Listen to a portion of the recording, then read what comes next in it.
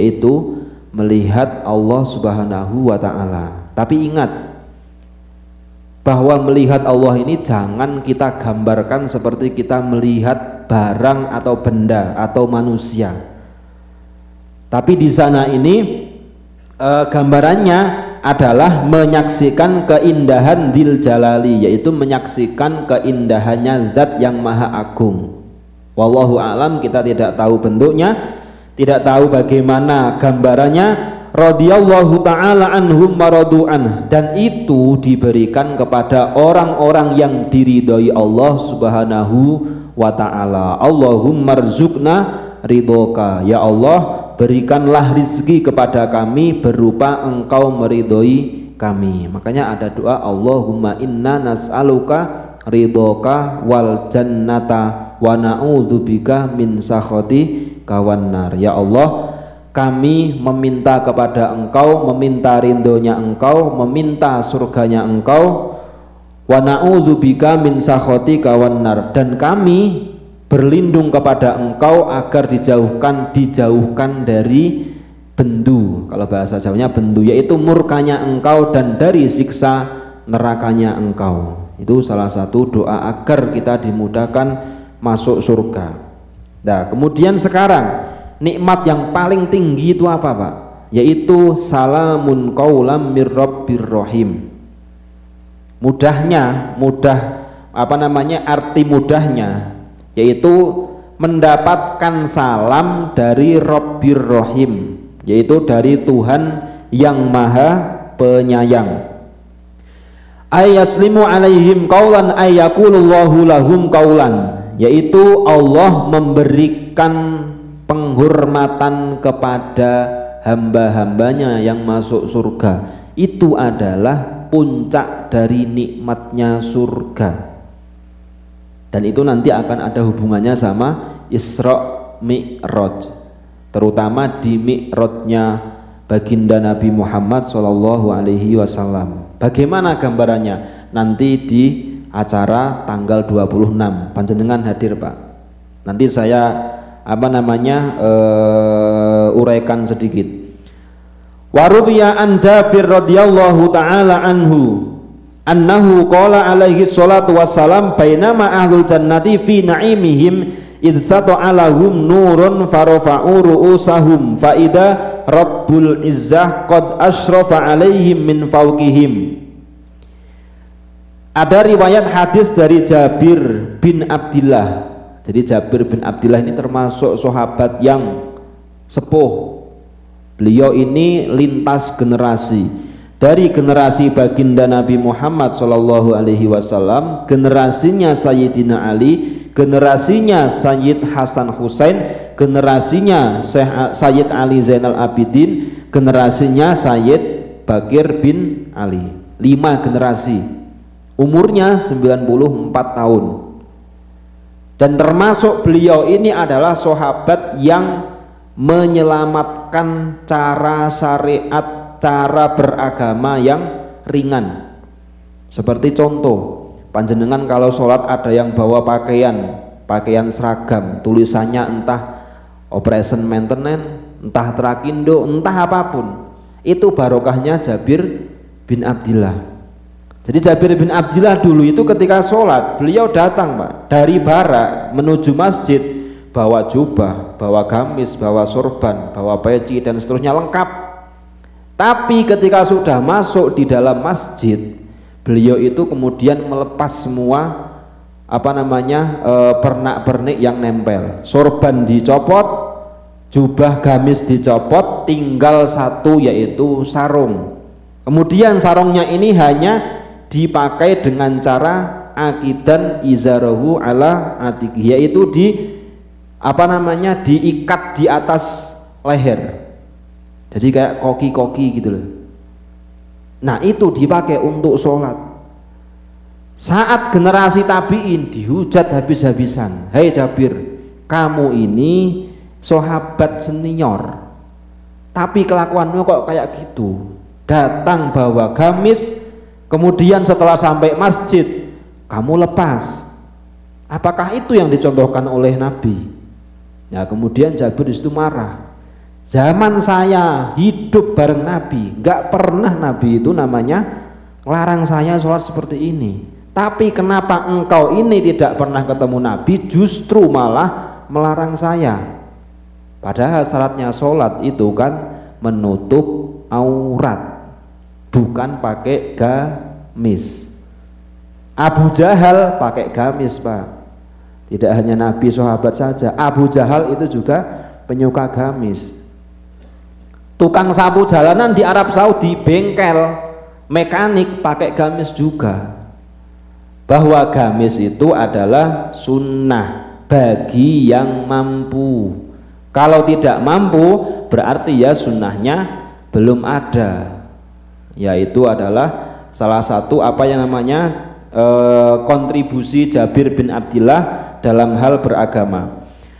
Bahwa beliau ini pernah meriwayatkan satu hadis, sesungguhnya Rasulullah Shallallahu Alaihi Wasallam pernah bersabda yang kurang lebih bainama ahlul jannati fi naimihim idsato alahum nurun, bahwa suatu ketika orang-orang penduduk surga ini sedang menikmati nikmat-nikmat yang diberikan oleh Allah, maka kemudian idsato alahum nurun, tiba-tiba muncul cahaya di atasnya.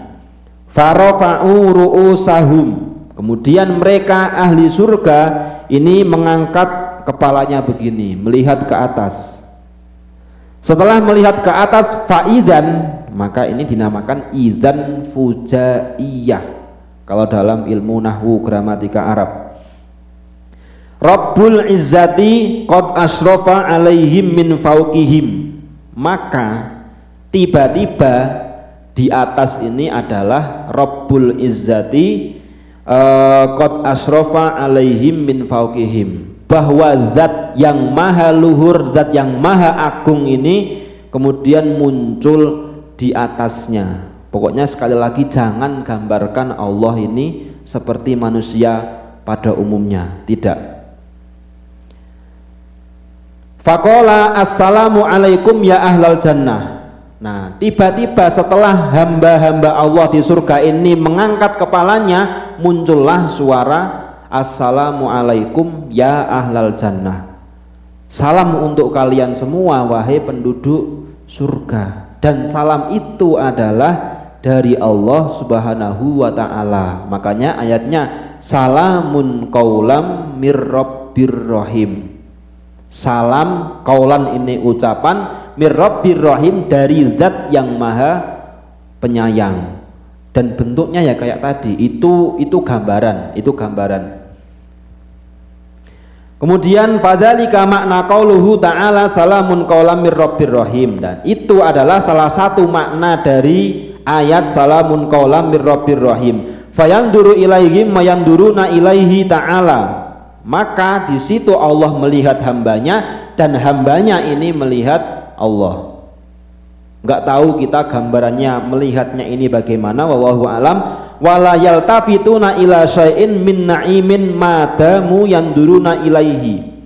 Ketika hamba-hamba Allah ini sudah nikmat dengan melihat Allah, maka di situ sudah lupa dengan segala nikmat yang ada saat itu, yang ada di surga. Semuanya sudah lupa. Ya sama ketika kita kayak misalkan malam Jumat disediakan sama Mas Anas ada bakso, pinggirnya ada tempe, jenengan ambil bakso pasti lupa tempenya, Pak.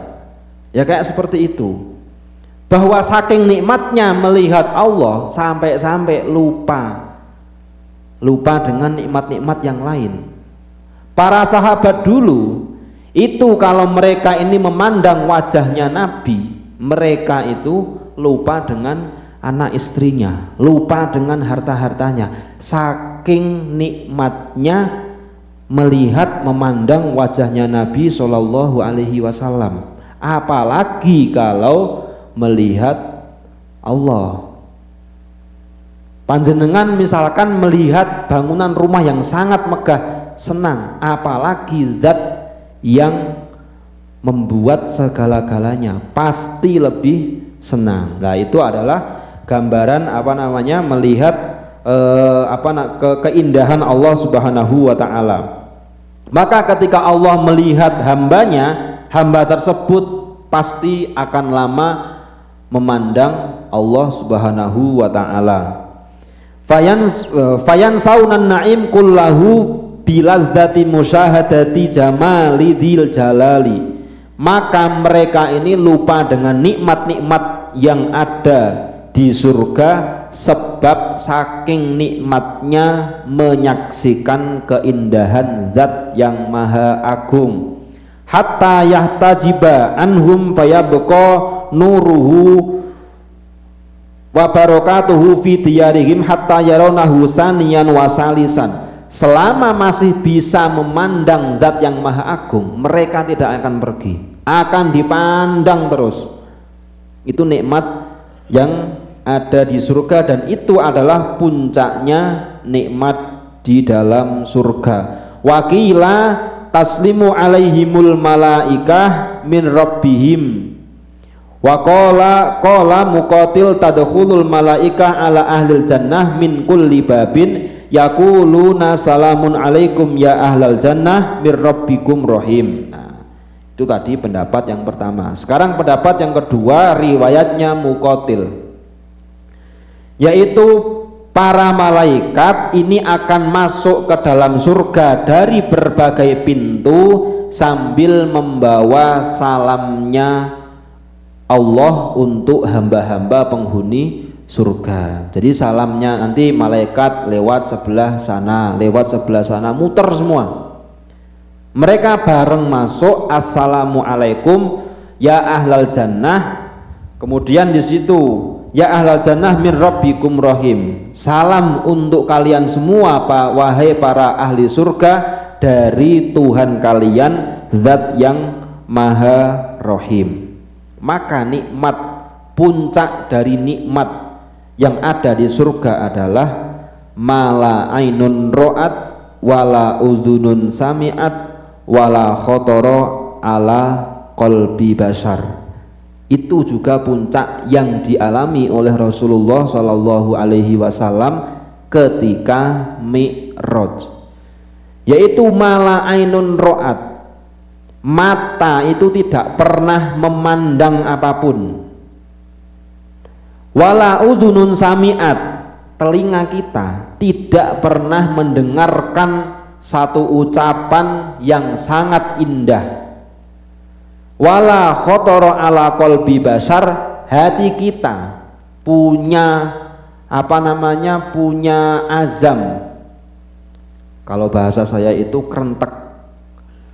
Punya terbersit dalam hati saja tidak pernah. Jadi melihat zat yang maha agung itu tidak pernah mata kita itu sebelumnya melihatnya.